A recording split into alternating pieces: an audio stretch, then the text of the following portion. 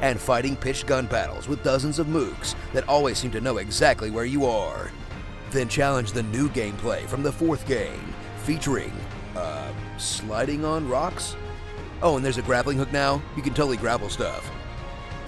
Catch a break from the compelling single player of Uncharted 4 and take the cover-based shooting and awkward parkour online in the game's multiplayer mode, where you'll take down the enemy team with a variety of guns, strange mystical powers, and even stranger allies that appear out of thin air, in a handful of bog-standard modes that deliver the exact player versus player experience that you're expecting, and nothing more.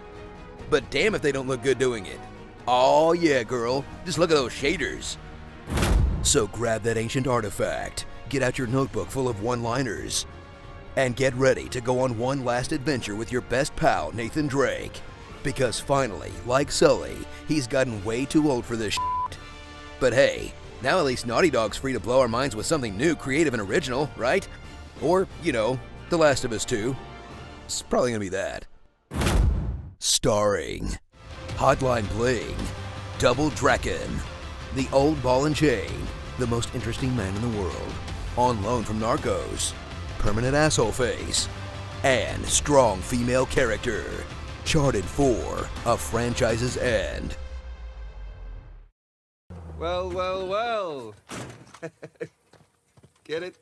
You know, because it's a well. All right, Uncharted, you win this round. From the developers of some of the most aggressive action games and even more aggressive booby physics, comes the sequel to the meanest Diablo you've ever played. And this time, it's somehow even more Japanese than before.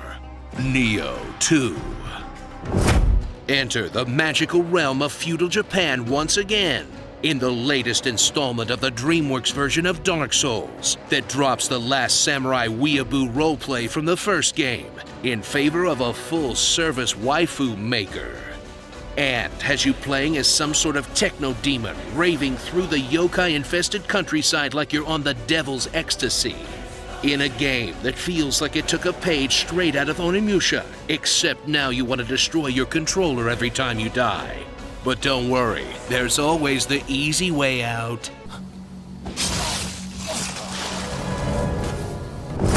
Creep your way through Neo 2's compact levels, slaughtering the mostly helpless mooks in your way as you search for the next shortcut, and watching loot and limbs pinata out of them like little fireworks. While the game tries to trip you up with status effects, snipers, and assholes waiting just around corners to jump on you, until you run into some real threats and you suddenly have to take the combat very seriously, as you're repeatedly handed your ass by goofy-looking Japanese monsters in less than 10 seconds. And you're sent back to the last bonfire to dash past everything to get to the boss, where you're finally forced to learn some of the game mechanics. Or just summon a guy and stand in the back tossing bombs like a true ninja, in a gameplay loop that really is just Dark Souls with feature creep. Actually, I'm pretty sure feature creep was a boss in the second region. Experience the fanfiction storyline of Neo 2 as they take you through the annals of Japanese history, taking their own very heavy liberties along the way, and play as the self-insert OC Hide, a half-demon with the power to see the numerous spirits and monsters that roam Japan, and banish their ass back to the underworld. As you travel with notable figures of history, in a storyline that's just one big history lesson wrapped in anime and big magic swords.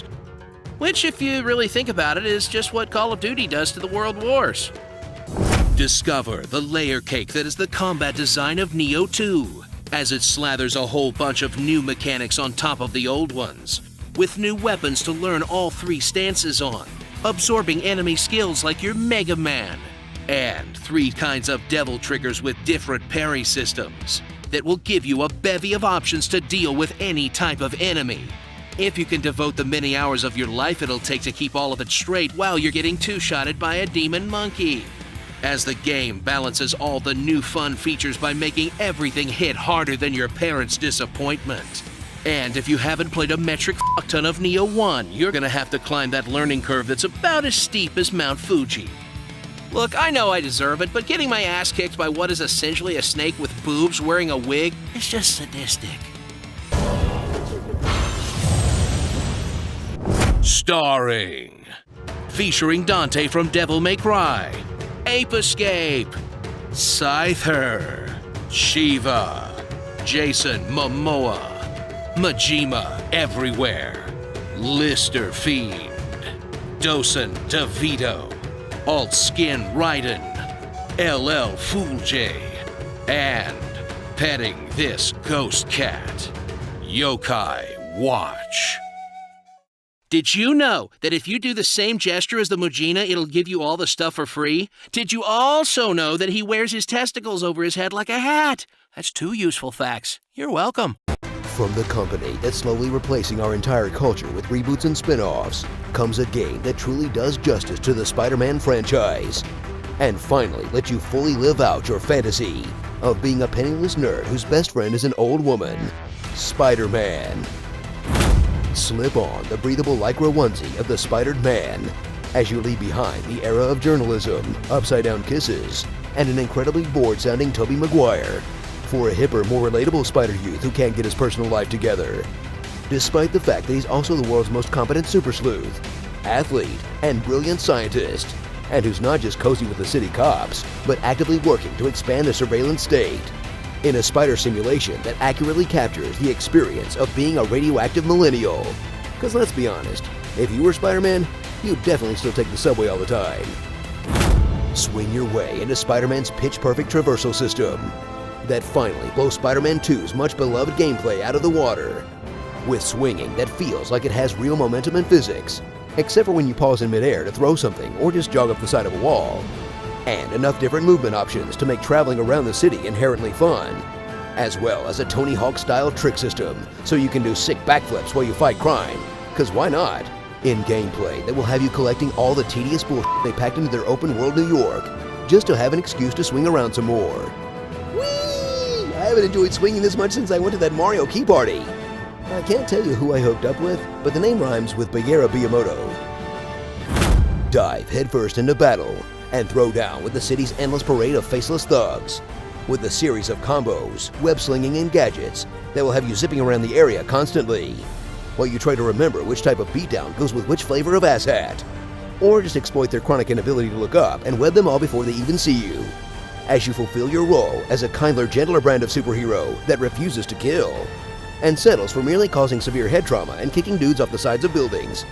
It's alright, he webbed him to the wall 40 stories up. Surely some kindly stranger will take him in before he starves and freezes to death. Get ready for the collectathon that is par for the course in the open world genre, as Spider-Man pulls out nearly every cliche minigame and side activity in the playbook that won't just have you activating towers, stopping crimes, saving citizens, taking pictures, and picking up backpacks, but also doing puzzle minigames, chasing down pigeons, healing the fish, fixing the Wi-Fi, and doing more plumbing than a certain well-known video game character. All to collect one of the 6 different types of currency that you'll need to unlock more powers and goofy-ass suits, in an open-world experience that would get pretty tedious if it wasn't so fun to move around in. And at least most of what you're doing is related to being a superhero scientist, and not just trying to find balloons for that kid again. I'm glad your balloon flew away, you little turd! Also, you were adopted. Prepare to face Spider-Man's greatest foe to date, real life, as Spider-Man breaks up the climactic fights with his many formidable foes, with the normal people problems of Peter Parker, like losing your job, getting evicted from your apartment, tracking down your stuff in dumpsters, and crashing on couches, as Spider-Man has you realizing that there are much scarier things than superpowered villains. I mean, yeah, okay, getting mobbed by the Sinister Six sucks and all, but have you ever had to work with your ex? Ugh, yikes. So weave your way past the tangled web of uninspired open worlds and into a superior superhero experience that will keep you squeezing out the last drops.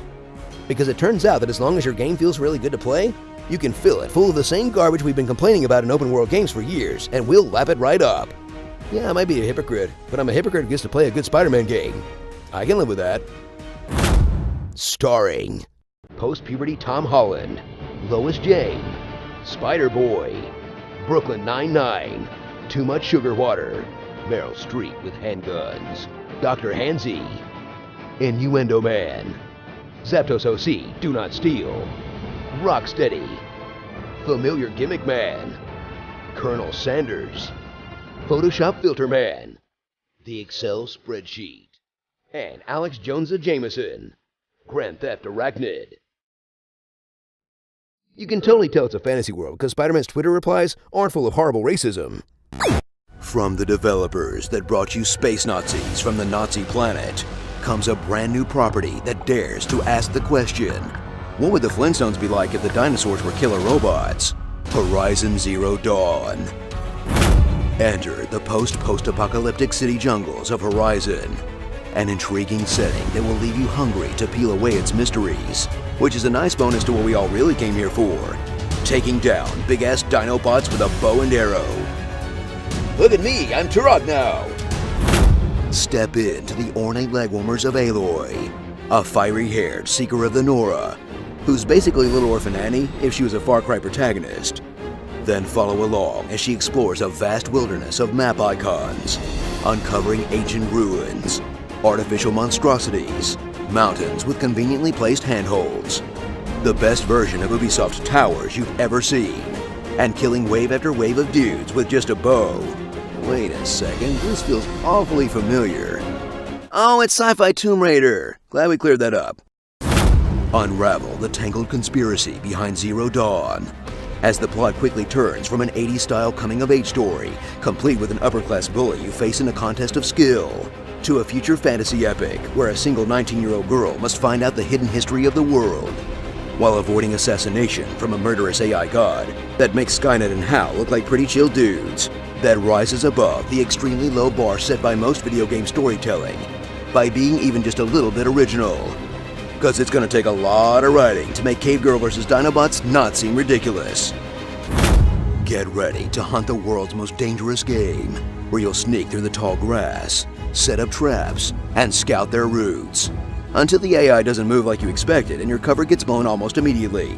Then shoot arrow after arrow while you dodge with literally endless stamina, knock off their robo-clothes, wrestle it to the ground, and finish it off to collect their sweet inside parts, until you unlock the override function and have your Dino Robo-Boys do all the dirty work. It's kinda like watching Nat Geo, except all the animals are chainsaws. Oh yeah, I could watch this all day. So slap on your metal headdress and venture into a world of possibilities and an exciting new franchise that could have been Game of the Year material if it hadn't come out 3 days before Zelda. Oopsies.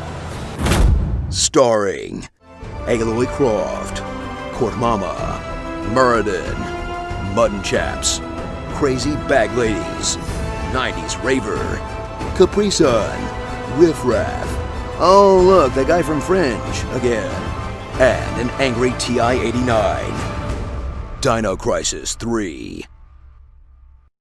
You know, for a world that's totally destroyed, everyone's eyebrows sure are on fleek. 2 years ago, Rockstar Games released Grand Theft Auto 5. 1 year later, they took it online, and it sucked. Now, 1 year after that, you can almost reliably play Grand Theft Auto online. Log on to everyone's favorite good game, made out of a dozen smaller, crappier games, where the police are way too violent, everyone's an asshole, and the songs on the radio never change. Basically life.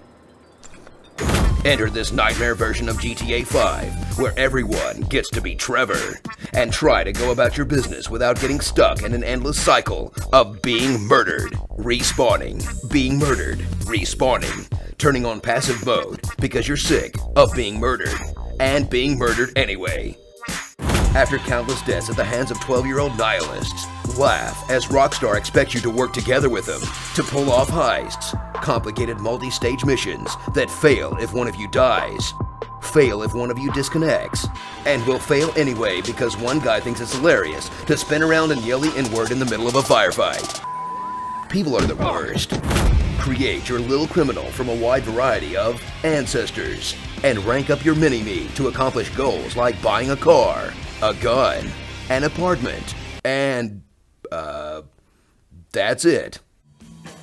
I guess I win, I think. But with over 500 missions, there's no shortage of things to do. featuring 250 variations of a fetch quest, 250 variations of a car race, Top Fun, the only fun one, and custom missions that have been designed by the GTA Online community, which goes about as well as you'd expect.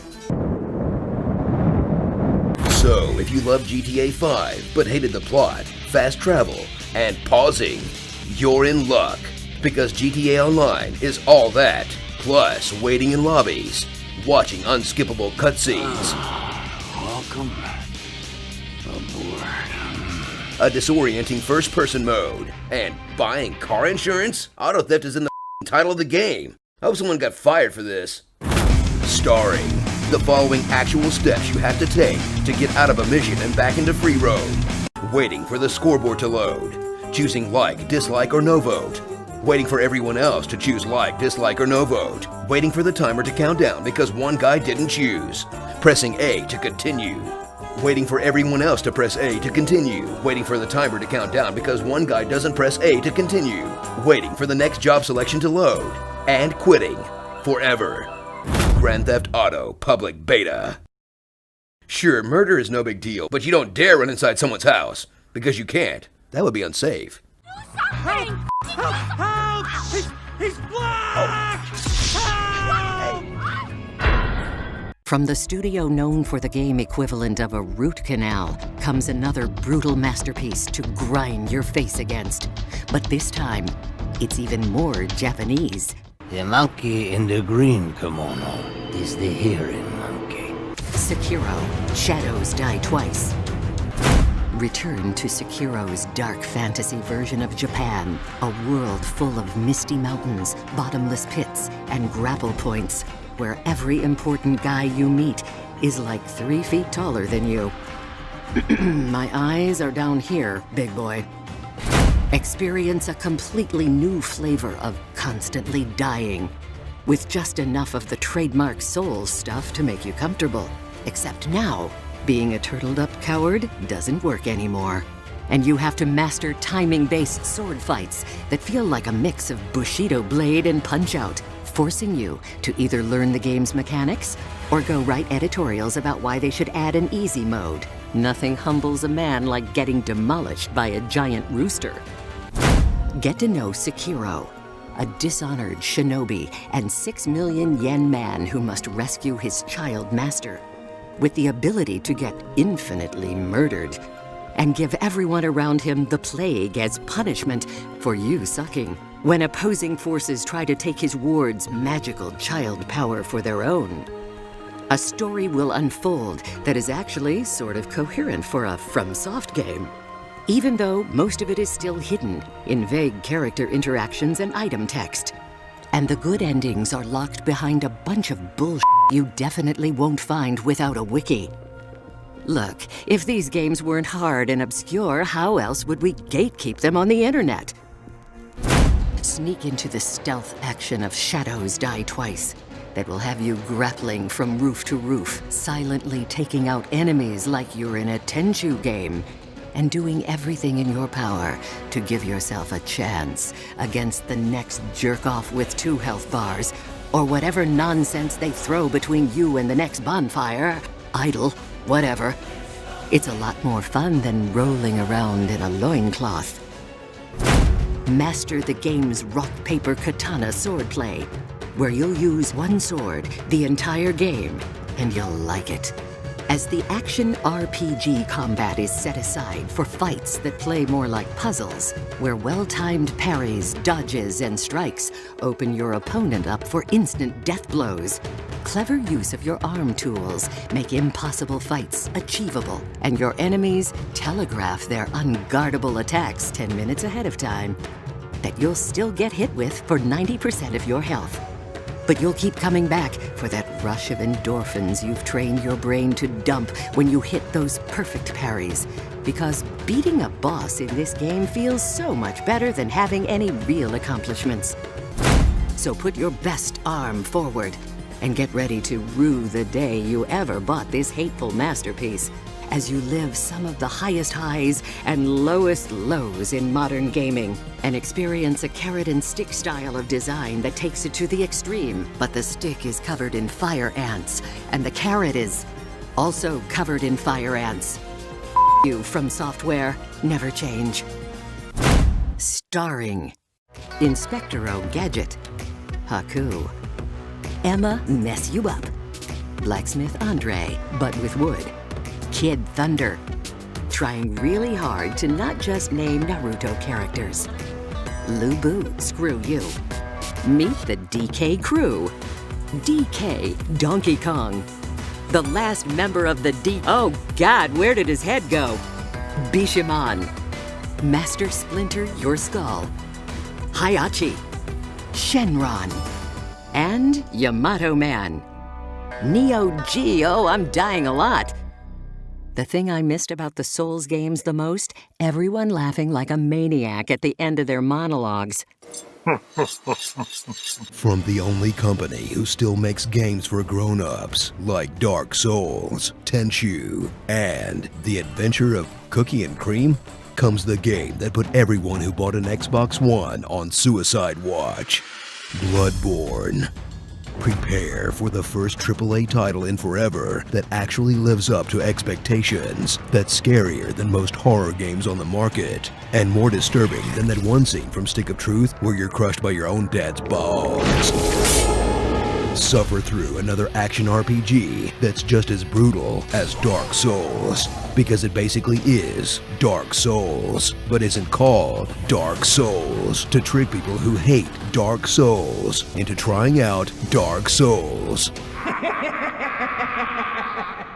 But it's not the same old Soulsian pain train. Experience Bloodborne's brand new features like weapon embiggening, health potion farming, stabbing yourself, and more stupid top hats than a steampunk funeral. Milady, suit up as a brave Count Chocula or Chocolate and fight your way through a city having their monthly version of The Purge in a massive interconnected environment that fits together tighter than a nun's Bible, and uncover the dark mystery of Yarnum, the Healing Church, and the Old Ones. Or don't, because most of the story is hidden in the item descriptions, and the good ending has you turn into a magic squid, so it's probably pretty dumb. Oh, good hunter. Enjoy the game that PETA hates as you slaughter dogs, pigs, disgusting birds, snake balls, spiders, dogs with bird heads, birds with dog heads, old people, and bosses who look like all the animals in a zoo got pulled inside out by their buttholes and stapled together. But it won't be easy, as anyone who's played a Souls game knows. If at first you don't succeed, try again. Oh, baby. Thrill as the title more than lives up to its name, where every attack sprays blood all over the place. Almost every item has the word blood tacked onto it, and everyone you talk to won't shut up about blood. We are born of the blood, made men by the blood, undone by the blood. Crimson, copper-smelling blood, his blood. Blood. Blood. Blood. So join the hunt for a game that takes the chocolate cake of Dark Souls and adds the frosting of new inspiration like randomly generated Diablo dungeons, the look and feel of an H.P. Lovecraft story, and a protagonist who never talks, dramatically opens treasure chests, and loves to smash pots. Wait, are you Link? Starring John Marston, Jon Snow, The Big Lebowski, Metroid, My Waifu, Jerks Off Left-Handed, Babe, Pig in the City, and Tampons. Loading screen. Okay. Should be done loading soon. Any second now. Is this for real? Seriously? Stop fucking loading! Die hard your way through the rest of the fight, mashing the dodge mechanic to duck and weave like a seasoned boxer if they get too close, until you get caught and watch yourself get butchered like poultry, or get your head mashed in with a hammer, or get your face eaten off, and so on and so forth. In unforgiving combat whose brutality is pretty satisfying despite its best intentions. And definitely the high point of an otherwise unrelenting slog through terrible circumstances and worse decisions that will have you saying, Man, I can't wait till I get back to the part where I shotgun a guy in the face and his friends cry out his name in anguish. Experience the full misery of The Last of Us 2's narrative, as the sequel decides the tone and characters of the previous game just weren't up to par, and kills off one of the first game's main characters within the first couple of hours, setting off a John Wick-style revenge plotline that will have Ellie murdering hundreds in a quest for her father figure's killers. Until you get to the twist, and they have you play as Joel's murderer. Then expect you to be sympathetic because she decides to not kill some kids, I guess? Which would have had more impact if the game wasn't based on you mowing down literal platoons of people and then torturing them for information. Not to mention the extremely convenient encounters as secondary characters appear out of nowhere, then are taken out just as unceremoniously, that have little to no impact on the story because you never actually gave a about them in the first place. As The Last of Us 2 desperately struggles to be poignant by making the character you control do dumb and unspeakable over and over again, and then tries to make you feel bad for controlling them. All while making the same tired point about revenge being bad that was cliché in biblical times, in a narrative that will leave you feeling as hollow, pointless, and nihilistic as the world of The Last of Us 2. I mean, at least the protagonist of Spec Ops: The Line had a way out. So shiv that clicker and get ready to feel like shit. In a technical marvel that's the closest that video games have ever come to the feeling of reading a great work of literature. In that it feels important, is occasionally fascinating, but mostly just sucks to get through. If you really want to save $60, just put The Walking Dead and The End of Old Yeller on at the same time. It should give you about the same experience. Starring Ellie Degenerate, Mazel Tov, Rhonda Drowsy, Short Round, Hunger, Asia. Excuse me. He's not even. Okay. This is just getting ridiculous. Kill Jill 2, Depression Boogaloo.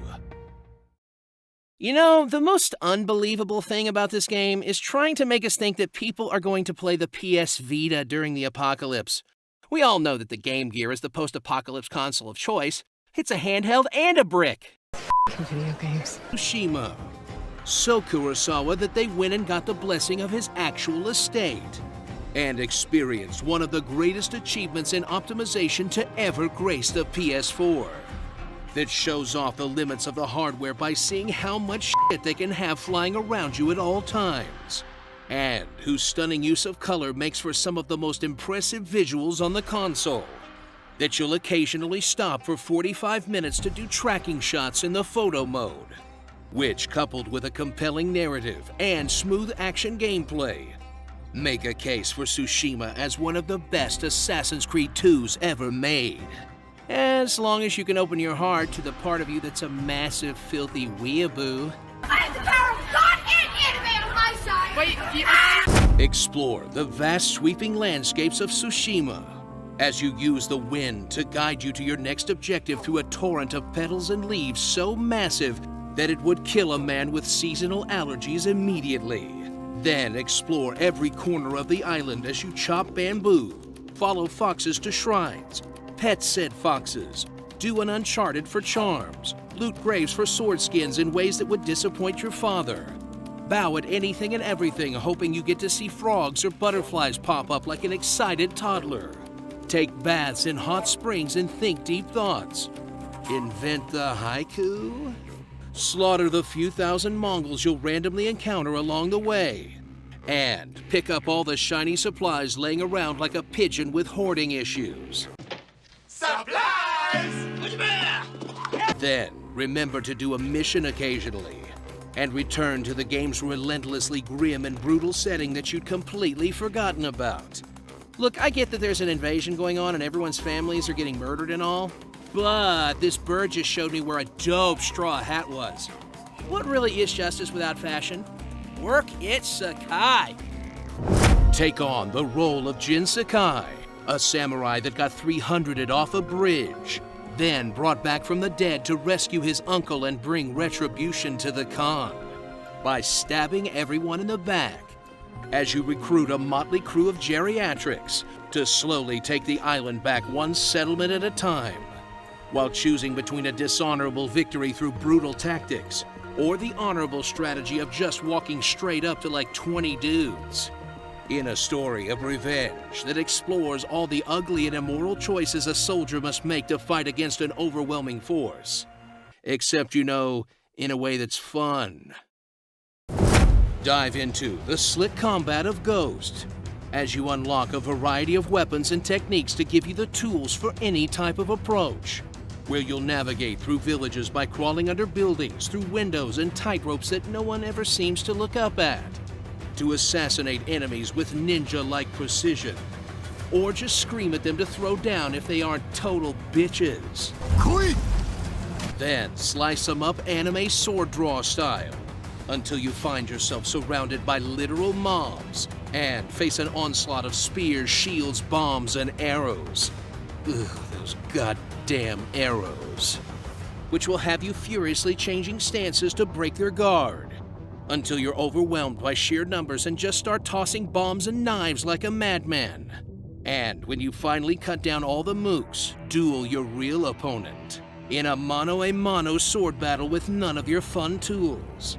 In intense and cinematic sword battles that feel like they're right out of classic samurai cinema. As long as you haven't made yourself into a god by collecting everything in the world already. My true power was my OCD all along. So unsheath that blade and get ready to blemish that honor for a samurai extravaganza that pays perfect homage to the films that clearly inspired it, and creates an immersive experience that's truly best in its class, as long as you don't mind that it's making minor improvements on an open world formula that's over a decade old at this point. But because we can't have any games without controversy anymore, how's this? Subs or dubs? There's only one right answer. Please fight to the death. Starring, slaying with gin and juice, Rambo, Big Mama, total prick. Friendship ended with Ryuzo, now Taka's my best friend. Lord Mura, Khan, and Artax San. Okay, wait, this horse can survive jumping off a cliff, but it can't survive 4 arrows? It feels like you just hate horses at this point. Assassin's Creed, Wall. Goddamn Margarin! A haiku. Samurai's milkshake brings the Mongols to the yard. Honor claps both cheeks. From the developers of a series about getting so angry that you murder an entire mythology's worth of deities, comes the newest entry in the franchise, where you'll face your greatest challenge yet. Fatherhood, God of War 4. Dab on the full-body goth makeup of Kratos, the god who destroyed an entire pantheon with QuickTime events, and discover a brand new God of War, as the series takes you from the familiar world of snapping spines and sex minigames in sunny Greece, to tossing axes and being a dad in the frozen north, in a series makeover that matured with its audience, but never forgot what the game was really about. Solving your problems with violence. Get thrown into the never-ending battle that is parenthood, as Atreus and his bad dad travel to the 9 realms of Norse mythology, along with a ragtag crew of magical comrades, to fulfill his mother's suspiciously inconvenient dying wish. On a journey so dangerous, it's surprising Fantasy Child Protective Services didn't show up to take the kid away. Then watch as Kratos does his best to teach his son how to survive, and not grow up to be an all-powerful asshole like his dad, all while struggling through an obvious case of PTSD, and being such an absentee father that he clearly can't even remember his own son's name. Boy, what did I tell you about offering help? don't. Better save up that hack silver, because that kid is going to need a lot of therapy. Explore the many treasure-filled caves of God of War's sort of open world as you take time off your epic quest to paddle around a lake. Solve puzzles that all conveniently require a magical returning ice axe. Desecrate every grave you find. Spend 20 minutes throwing an axe at a bird. And solve the problems of dwarves and sad ghost men, despite Kratos whining about how he doesn't want to the whole time. Sheesh, just let me do my side quest, Dad. Dive fist first into the furious battles of God of War 4, as Kratos receives a brand new combat system to go with his shiny new axe that sets aside the furious mashing of the previous games for a more deliberate combat style, where you'll balance parries, axe throws, combos, and boy, to juggle your opponents, knock them into each other, and stun them. Then blow them up with your favorite flavor of special attack in a battle system that will make you feel godlike, until you run into a guy with a purple health bar and get absolutely wrecked, because I guess being an immortal deity doesn't mean squat when you're underleveled. Uncover the real shift in the God of War formula, the RPG elements, as the series follows in the footsteps of every other video game and adds in a splash of Diablo, with character levels and stats, craftable armor and enchantments colored by rarity, materials you'll need to grind, and tons of upgradable moves to find in chests, in an action RPG experience that's as much about gear builds as it is about kicking ass. There's nothing that makes me feel like the physical embodiment of war like figuring out how much cooldown a new belt gives me. So strap your son to your back and get ready for an action adventure of monstrous proportions that did about as well with rebooting a popular franchise as you possibly can. And if you don't like the way they went with it, too bad, because they're definitely making like 9 more of these things. Starring God Bud, the boy who had no name. Danny DeVito is Mystique. Cindry all the hair off my body. Wish don't kill my vibe. A literal talking head. Very large snack. And balding out of control. Dad a boy. You know, it's a good thing Kratos' enemies never figure out his true weakness. Small edges that aren't painted